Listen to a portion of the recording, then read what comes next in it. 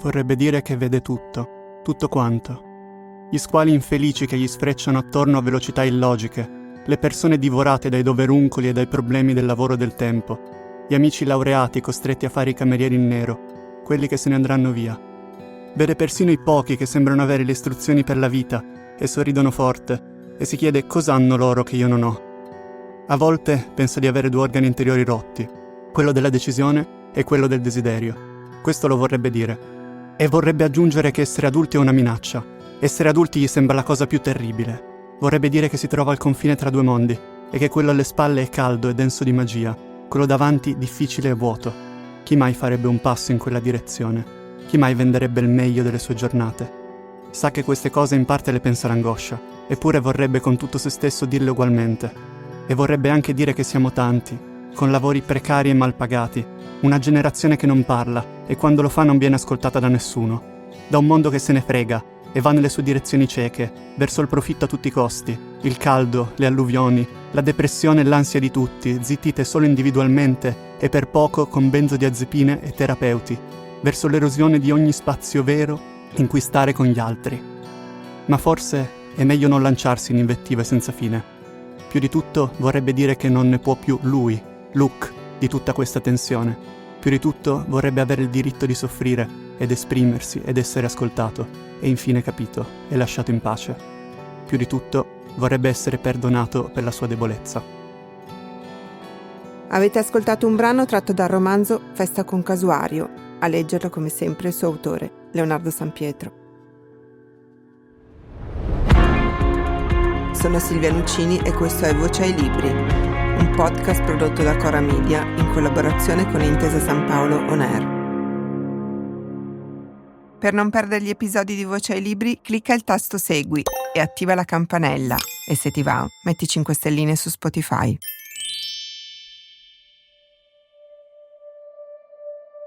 Il casuario è un animale, un enorme uccello che viene dall'Australia e che non vola ma salta. È anche molto pericoloso. La festa con casuario si svolge sulle colline di Torino.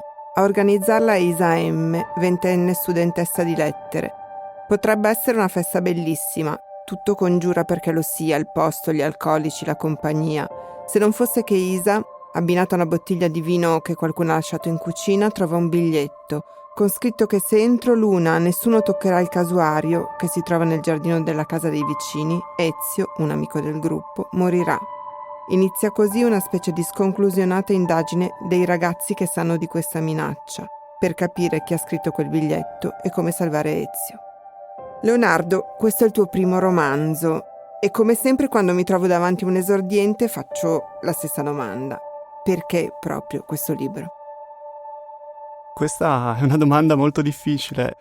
Perché questo libro? Perché innanzitutto ero consapevole del fatto che conoscevo questa cosa qui. Conoscevo la sofferenza mia e delle persone che avevo intorno e sentivo l'urgenza di esplorarla, di parlarne assolutamente quando si ha una cosa così forte dentro e quando si scrive, quando si ha questa passione per la scrittura, facilmente la si usa per tirarla fuori. E quindi questo, mi trovavo dentro questa grande sofferenza, questo groviglio di cose diverse e sentivo di doverlo tirare fuori in qualche modo e il libro è il risultato. Ci sono tanti personaggi in questo romanzo, tanto che possiamo definirlo un romanzo corale in qualche modo, no? Senza un vero protagonista.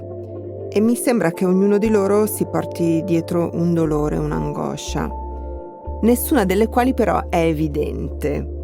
Quando pensiamo ai giovani, tendiamo a immaginarli dotati di grande consapevolezza e anche senza imbarazzi di fronte alle debolezze e alle fragilità. Rispetto alle generazioni precedenti, penso, per esempio, c'è anche molto più questa libertà di dichiarare la propria fragilità. Invece i tuoi protagonisti dissimulano tutti. Perché? È vero, non ci avevo pensato fino ad ora, è una domanda molto interessante. Penso che ci siano livelli diversi, forse, di sincerità, ecco, questo mi verrebbe da dire. Nel senso che è vero che dissimulano qualcosa di molto profondo, una fragilità e un dolore molto molto profondi, tra l'altro ognuno declina il dolore in maniera diversa, diciamo, Però non è del tutto vero forse che a livello superficiale dissimulano i dolori che più facilmente la mia generazione ammette di provare. Ecco, io penso che ammetta di provare dei dolori che in qualche modo vengono accettati e dolori più profondi invece vengono tenuti nascosti, perché penso che rifletta la realtà, penso che rifletta quello che avviene alle persone, o avveniva alle persone intorno a me. Un tema che ho trovato disseminato qua e là è quello del privilegio. Il privilegio economico, il privilegio sociale. C'è chi ce l'ha e non se ne sente degno, chi ce l'ha ma è tristissimo lo stesso, chi ce l'ha e lo invidia, e c'è anche un ladro che sul privilegio altrui vive. Che senso ha il privilegio nella storia? Privilegio è un tema, diciamo, non è il tema principale, ma è un tema assolutamente importante. Ci si ragiona molto nel libro, ad esempio nel pezzo iniziale che ho letto, perché comunque si tratta di dei ragazzi che fanno l'università, quindi sono tutti in qualche modo privilegiati, già solo da questo, anche se c'è chi fa il cameriere, c'è chi fa, come hai ricordato tu, c'è anche l'imbucato che è un ladro, quindi sicuramente ha una prospettiva economica svantaggiosa. Il privilegio, dunque, viene affrontato nel senso che ci sono dei ragionamenti sul privilegio che hanno a che fare anche col senso di colpa, forse perché è una cosa che mi riguarda e mi viene da declinarla in quel modo lì. Il privilegio viene vissuto in maniera diversa da tutte queste persone. Una maniera di viverla è il senso di colpa in particolare. Un senso di colpa che può essere vissuto in maniera negativa, ma che presenta anche un risvolto positivo, nel senso che quando si prova senso di colpa per un proprio privilegio, allora lì nasce l'occasione di fare qualcosa, di agire nel mondo per cercare di cambiare le cose, di imprimere un senso positivo alle cose. Ecco, quindi il ragionamento sul privilegio ha a che fare con questo. Tu dicevi il privilegio e il senso di colpa, e poi c'è anche legata al privilegio l'invidia. Io la sento serpeggiare in questo libro, l'invidia. Certo. Claudia è il personaggio, diciamo, che associo di più alla parola invidia, perché invidia Isaemme, la sua migliore amica, sia da un punto di vista fisico-estetico, perché la trova più bella di sé, sia da un punto di vista economico, quindi ha una doppia forma di invidia, diciamo. Penso che questo nasca dal fatto che questo non è una cosa che riguarda semplicemente Claudia, ma riguarda tutti i personaggi. Tutti i personaggi sono portati dalle circostanze, dalla società forse in cui viviamo, dai suoi condizionamenti, a compararsi, costantemente a paragonarsi a tutti gli altri. E proprio per un habitus mentale per cui noi viviamo così, viviamo paragonandoci agli altri. Non so se è il frutto dei tempi o se immagino che ci fosse anche in passato, ma sicuramente ad esempio i social hanno esasperato queste dinamiche. E quindi l'invidia è un corollario di questa cosa qui, di questo forsennato paragonarsi di tutti i personaggi e di tutte le persone, in realtà, di questa generazione. Invidia che non si ferma neanche di fronte ai sentimenti, come l'amicizia, dicevi appunto queste due ragazze, no? Sì, assolutamente. Diciamo che l'invidia può arrivare a inquinare anche rapporti d'amicizia.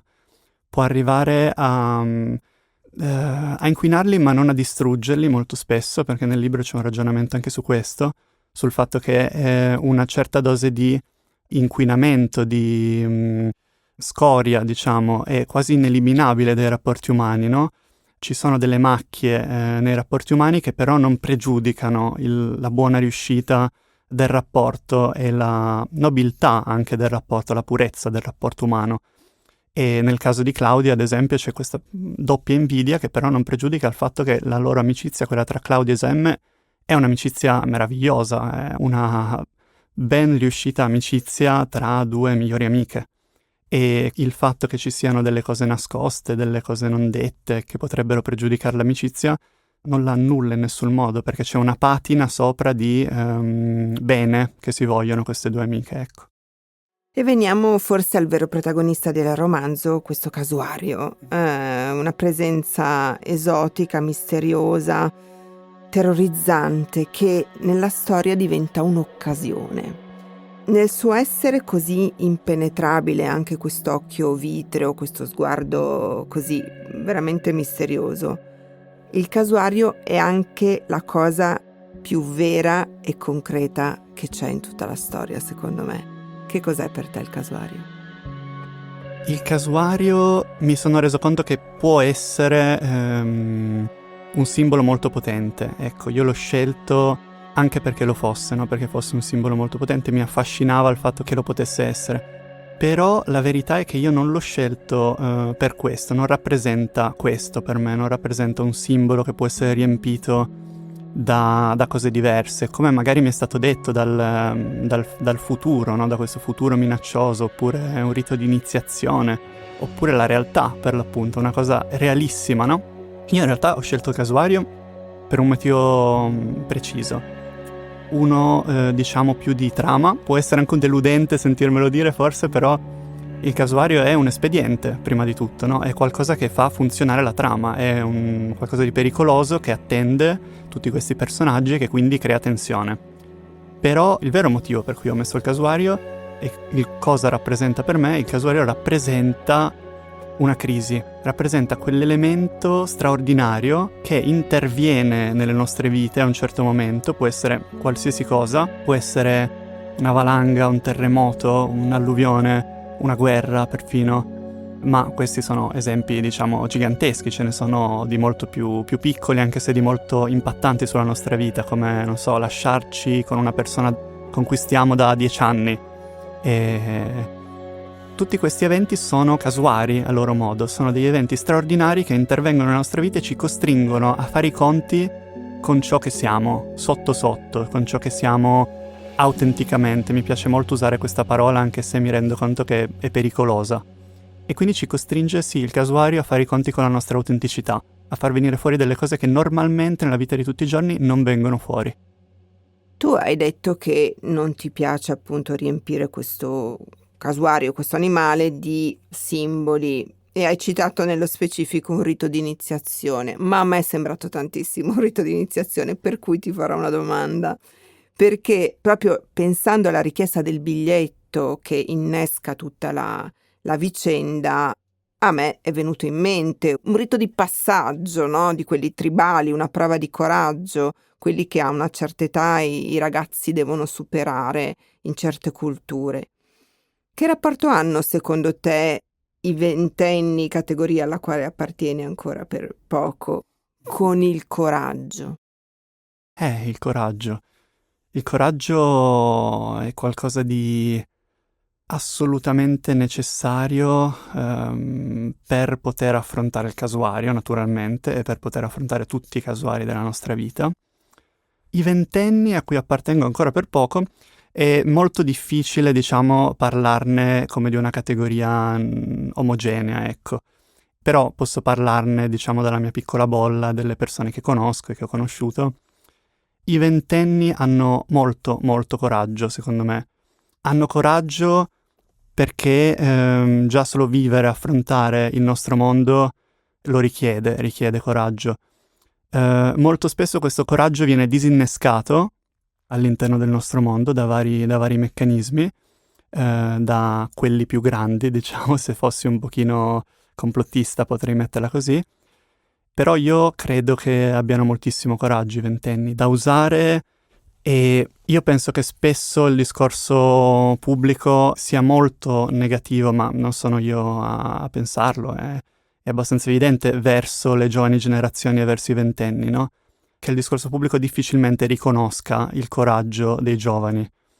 Dall'interno invece mi viene da dire che costantemente i giovani lottano per venire fuori con la loro voce, venire fuori con le loro idee, i loro atti, anche perché loro sanno che da questo dipende il senso della loro vita, come è il senso della vita di tutti, no? Cosa di cui cerco di parlare nel romanzo. Dal coraggio dipende questa cosa qui, cioè se noi abbiamo il coraggio di affrontare il casuario, la nostra vita assume un significato sostanzialmente. E i giovani lo sanno molto bene, i giovani che vivono il nichilismo di questi tempi sanno che l'unico modo per uscire da questa mancanza di senso e mancanza di perché è il coraggio. Nel libro l'amore è un sentimento un po' nascosto, un po' sfuggente, di nuovo anche questo non tanto dichiarato, un po' come tutti gli altri sentimenti che circolano in questo romanzo. C'è del sesso, che è un po' goffo, ma nemmeno lì c'è l'amore, perché è un sesso così occasionale, diciamo. Ma lo stesso l'amore lo vediamo comparire, raccontato, ed è importantissimo, perché è l'idea di un amore a salvare una persona dalla depressione fortissima in cui è caduta. Perché, se è così vitale, non si vede? Penso che sia un po' per me un merito, per alcuni potrebbe essere un vizio del libro. Molti argomenti sono trattati in questo modo qui, diciamo prima del privilegio, diciamo adesso dell'amore, ma anche l'ansia, per dire. Sono tutti temi di cui si parla in maniera tangenziale o per riflesso, no? Quindi sono temi che si possono intuire ma non vengono mai affrontati organicamente, proprio perché è un libro costruito un po' per frammenti, no? Anche come rivela proprio la sua struttura, no? Di brevi capitoli, molti capitoli, ognuno dal punto di vista di un personaggio diverso. Quindi penso che sia una conseguenza di questo, il fatto che non viene trattato direttamente, ed è una cosa che ho cercato, nel senso che a me piace dare un'idea, questi temi, toccarli, sfiorarli senza trattarli in maniera diretta per due ragioni principali. Una, perché è molto difficile farlo, trattarli direttamente è molto molto complesso e forse non ho gli strumenti per farlo, ma chi ce li ha? In fondo si potrebbe anche dire questo, trattare l'amore di petto non è una cosa facile. L'altra ragione è che mi piace lasciare un po' di mistero attorno a questi argomenti, non lasciare che, come per il casuario, no, ci sia una possibile interpretazione, delle riflessioni che può fare il lettore liberamente, no? A partire dai pochi input che ho dato io. Perché il testo è, cioè, come diceva Umberto Eco, no? Una macchina per generare interpretazioni. Senza raccontare la trama, dalla quale sto cercando di tenermi lontanissima, perché comunque è avvincente, insomma, è un po' una trama a spirale, e anche se quasi tutto il romanzo è ambientato in spazi aperti, ha anche qualche cosa di claustrofobico, secondo me. Quindi, senza raccontare la trama, possiamo però dire che un tema fondamentale del libro sia il sentire, cioè provare delle emozioni, rompere una specie di plastica che sembra un po' una pellicola che sembra un po' avvolgere le vite di questi ragazzi. Tu credi che questa anestesia sia figlia solo del fatto che quella che tu racconti è un'età di passaggio, del fatto che, come hai detto, il futuro di chi ha 20 anni adesso è particolarmente incerto, per non dire peggio, o c'è anche dell'altro che un po' desensibilizza rispetto al sentire? Io penso che questo sia uno dei temi che credo non riguardi solamente la generazione dei ventenni, o quantomeno io quando ne ho parlato non pensavo riguardasse solo la nostra generazione.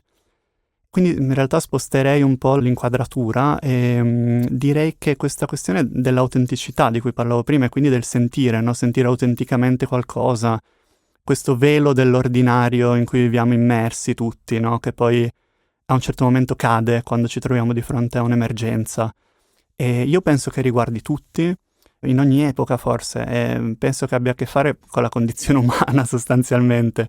E perché penso che facilmente cadiamo in quella condizione lì, molto facilmente. In una condizione in cui accettiamo le cose così come sono, tendiamo ad addormentarci, no? A sopirci in un presente che quasi non ci riguarda, fino a che a un certo punto non ci svegliamo per certi rari eventi. Quindi penso che sia una cosa più intergenerazionale che generazionale. Se poi dovessi pensare alle particolarità della mia generazione riguardo a questo, allora sicuramente ci sono delle differenze, ecco, nel modo di addormentarsi delle vecchie generazioni e delle nuove generazioni, così come ci sono delle differenze nel tipo di dolore che si prova. E una questione l'hai citata tu sicuramente, di diversità tra le nuove e le vecchie generazioni, questa incertezza enorme che ci caratterizza. Questa incertezza sicuramente porta ad addormentarsi in maniera diversa, forse, oppure porta proprio, mi viene in mente adesso, il contrario, mi contraddico, no?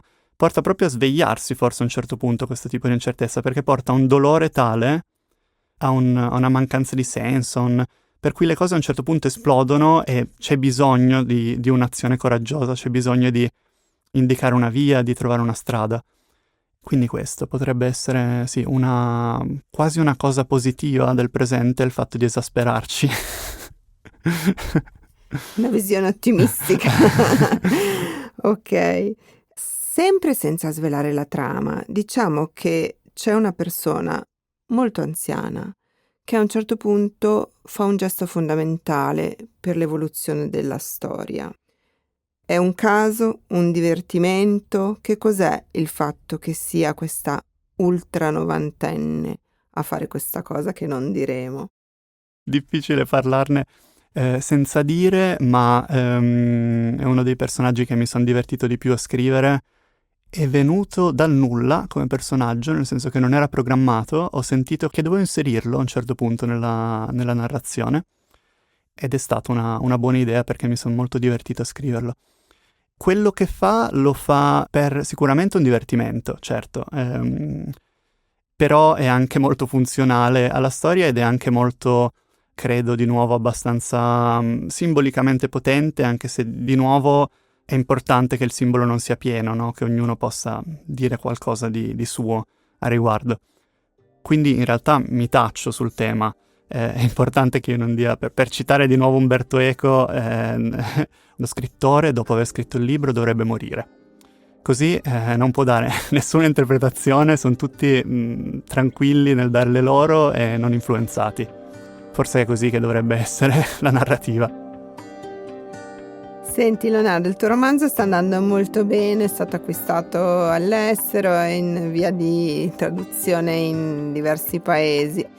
Concludo come ho iniziato, con una domanda molto tradizionale, ovvero: come ti spieghi questo successo? Beh, un po' non me lo spiego, un po' mi sorprende molto. È qualcosa di difficile da realizzare anche per me, il fatto di aver pubblicato con Sellerio. Però se devo spiegarmelo, penso di aver intercettato forse qualcosa di, come dicevo prima, spero di aver fatto questa cosa qui, ma credo sia possibile di aver intercettato qualcosa di generazionale, quindi una incertezza, una fragilità generazionale, e al tempo stesso qualcosa di un po' più esistenziale, no? Un po' più vago e un po' più ampio, che ha a che fare probabilmente sì col casuario, con la sfida al casuario, con ciò che rappresenta agli occhi di tutti. Abbiamo dato voce a Festa con Casuario di Leonardo Sampietro, che nonostante Umberto Eco speriamo non muoia, Sellerio editore.